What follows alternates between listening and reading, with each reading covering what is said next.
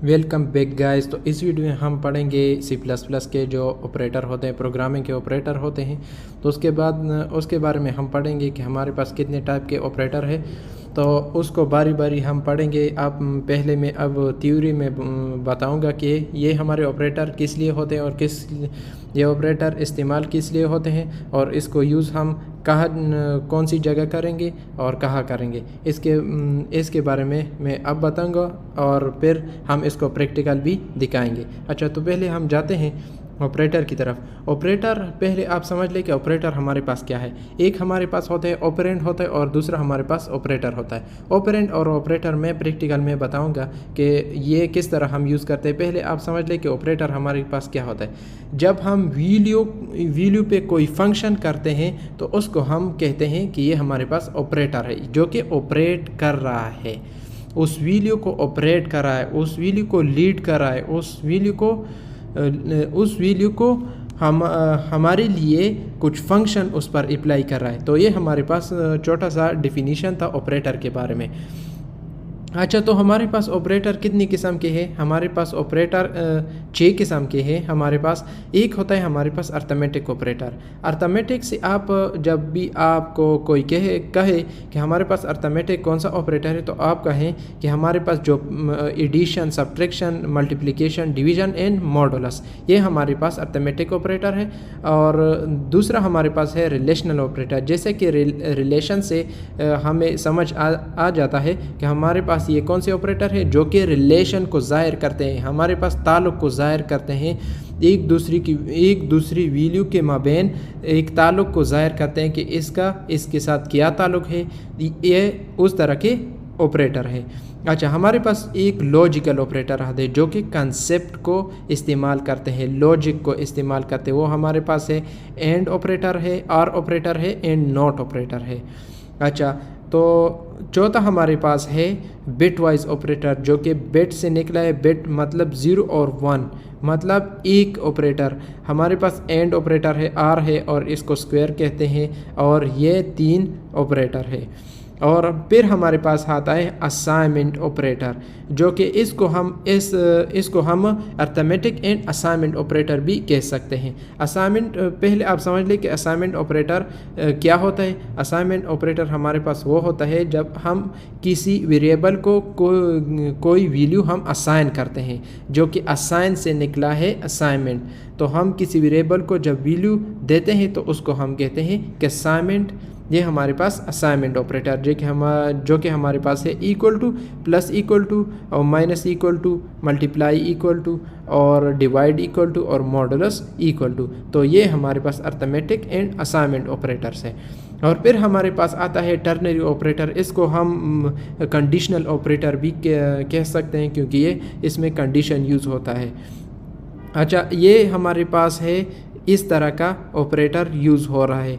अब ये हमारे पास 6 किस्म के हमारे पास ये प्रोग्रामिंग में और सी प्लस प्लस में भी हमारे पास ऑपरेटर यूज़ हो रहे हैं। तो इसको हम प्रैक्टिकल में दिखाएंगे कि ये क्या होते हैं और इसको यूज़ कैसे करते हैं। तो हम जाते हैं प्रैक्टिकल में। अच्छा, तो अब हम जाते हैं और प्रैक्टिकल में दिखाते हैं कि ये हमारे पास कैसे वर्क करता है। अच्छा, तो यहाँ पर हम फाइल बनाएंगे ऑपरेटर के नाम से, operator in C plus plus, और एक्सटेंशन क्या होगा हमारे पास, सी प्लस प्लस का। पहले हम प्री प्रोसेसर डायरेक्टिव को इंपोर्ट कर लेते हैं, हैश इंक्लूड और आईओस्ट्रीम। ये हमारे हो गया, ये हमारे पास हो गया। अच्छा, तो यहाँ पर हम एक और लाइब्रेरी को इंपोर्ट करेंगे जिसका नाम होगा हैश इंक्लूड और सी मैथ, जो कि मैथ लाइब्रेरी को इंपोर्ट करेगा। क्योंकि हम अर्थमेटिक और ऑपरेशन कर रहे हैं और एडिशन, सब्ट्रैक्शन कर रहे हैं, तो इसलिए हम मैथ की लाइब्रेरी को इंपोर्ट करेंगे। और यहाँ पर हमारे पास होगा यूजिंग नेम स्पेस std, जो कि हमारे पास इनपुट और आउटपुट वैल्यू को डिस्प्ले करता है।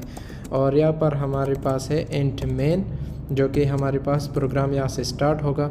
और यहाँ पर अब हम करेंगे अर्थमेटिक ऑपरेटर। पहले हम करेंगे अर्थमेटिक ऑपरेटर को हम इस्तेमाल करेंगे कि ये हमारे पास कैसे यूज़ होता है और ये हम इसको एडिशन, सब्ट्रैक्शन, मल्टीप्लिकेशन, डिवीज़न और मॉडुलस ये हमारे पास कैसे काम करता है। अच्छा, तो ये हमारे पास जो कि वैल्यू हमको आउटपुट देगा, तो हम इसको फ्लोट में लेंगे। अच्छा, तो पहले हम इसको फ्लोट में लेते हैं। हमारे पास पहला है ए को लेते हैं और ए में क्या स्टोर करते हैं, हम स्टोर करते हैं 10 को फॉर एग्ज़ाम्पल, और दूसरा फ्लोट हम लेते हैं बी को और इसमें हम स्टोर करते हैं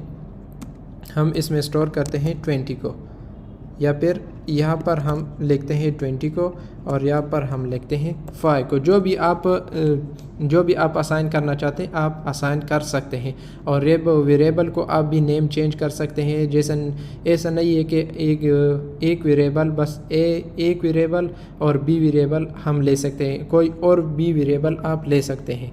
अच्छा, तो अब हम करेंगे इस पर एडिशन, मल्टीप्लिकेशन, डिवीज़न और सब्ट्रैक्शन और मॉडुलस। अब हम करेंगे पहले हमारा जो कि ऑपरेशन होगा, ऑपरेशन फॉर एडिशन के लिए। अच्छा, तो अब हम पहले एडिशन के लिए करेंगे सी आउट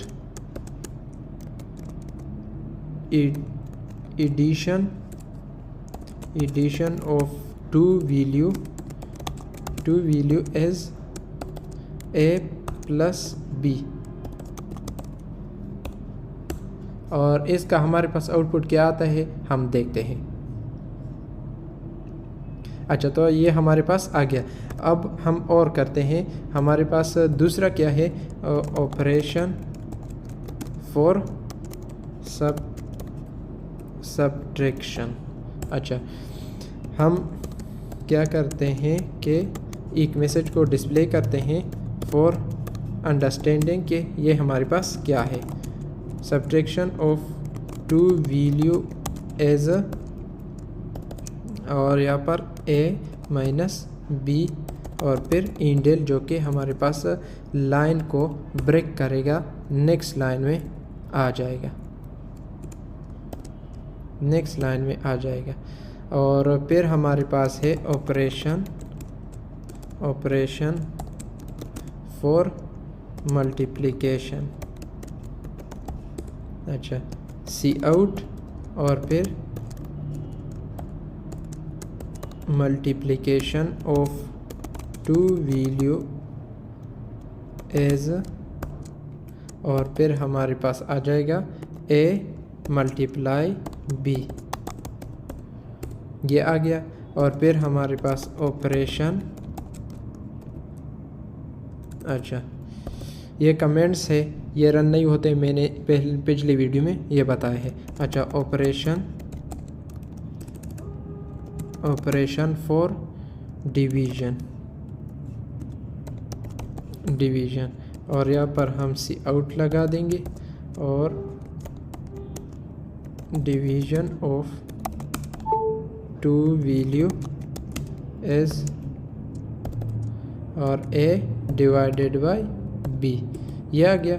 और फिर हमारे पास है मॉडुलस,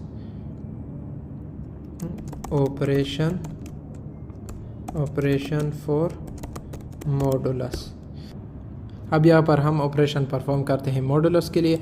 मॉडुलस का कंसेप्ट ये है कि जब हम दो वैल्यू को डिवाइड करेंगे, जब हम एक वैल्यू को डिवाइड करेंगे दूसरे पर, और जो कि नीचे हमारे पास रिमाइंडर आएगा, तो उसको हम कहेंगे कि ये मॉडुलस है। अच्छा, तो हम इसको डिस्प्ले करते हैं कि इसका मेथड क्या है।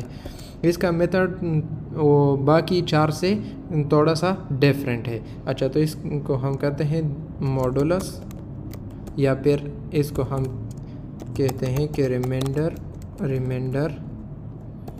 Reminder of two value as, और फिर हम यहाँ पर थोड़ा सा सिंटेक्स चेंज है बाकी चारों से, कि यहाँ पर हम लगाएंगे एफ और फिर लगाएंगे मोड और फिर हम ए और बी इसको लगाएंगे। तो ये हमारे पास जो कि अर्थमेटिक ऑपरेटर्स हैं ये हमारे पास पूरे होंगे। अब हम इसको रन करते हैं कि इसका आउटपुट हमारे पास क्या आता है, ये हमें क्या डिस्प्ले करता है। तो अब हम ये देखेंगे। अच्छा, आप यहाँ देख सकते हैं एडिशन, ये हमारे पास है एडिशन। ये 25 क्यों आया है कि हमने इसको ऐड किया है। 20 अगर 5 से ऐड करें तो हमारे पास 25 आता है, और अगर सब्ट्रैक्ट करें तो हमारे पास आता है 15, और अगर हम मल्टीप्लाई करें तो हमारे पास क्या आता है 100 आता है। अच्छा, तो अगर हम डिवीज़न करें हमारे पास क्या आता है 20, अगर 5 पर डिवाइड करें तो हमारे पास फिक्स जो आंसर आता है वो हमारे पास आता है 4 आता है।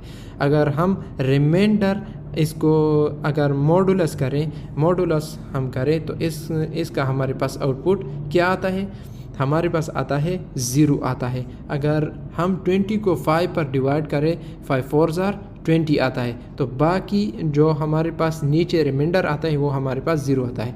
अच्छा, तो हम चेक करते हैं कि यहाँ पर हम एक वैल्यू को चेंज कर लेते हैं, हम लगाते हैं 22 लगाते हैं। अच्छा, इसका हमारे पास आउटपुट क्या आएगा आप देख लें। अच्छा, अगर हम ऐड करें 22 को 5 पर ऐड करें 27 आता है, बिल्कुल आता है। और अगर सब्ट्रैक्ट करें तो हमारे पास आता है क्या आता है 17 आता है, बिल्कुल। और अगर हम मल्टीप्लाई करते हैं 110 आता है, और अगर हम डिवाइड करें तो हमारे पास क्या आता है 4.4 आता है। ये जो हमने फ्लोट लिया है ना, इसका मतलब ये है, मैंने इसलिए लिया है कि ये हमारे पास डेसिमल वैल्यू में हमें डिस्प्ले करे। अच्छा, अगर हम क्या लें, अगर हम मॉडुलस लें तो हमारे पास जो कि रिमाइंडर आएगा वो हमारे पास 2 होगा। कैसे 2 होगा, अगर 22 को अगर 5 पर डिवाइड करें 5 4 20 आता है। अच्छा, हमारे पास 20 आ गया, बाकी क्या बचा, हमारे पास 2 बचा। तो ये हमारे पास वो 2 है जो कि रिमाइंडर आया है 22 से। तो ये हमारे पास हो गए अर्थमेटिक ऑपरेटर। इसके बाद हम करेंगे रिलेशनल ऑपरेटर, और स्टेप बाय स्टेप हम सारे ऑपरेटर जो कि प्रोग्रामिंग और C++ में भी यूज़ होते हैं वो हम थ्योरेटिकल और प्रैक्टिकल भी करेंगे। Thank you.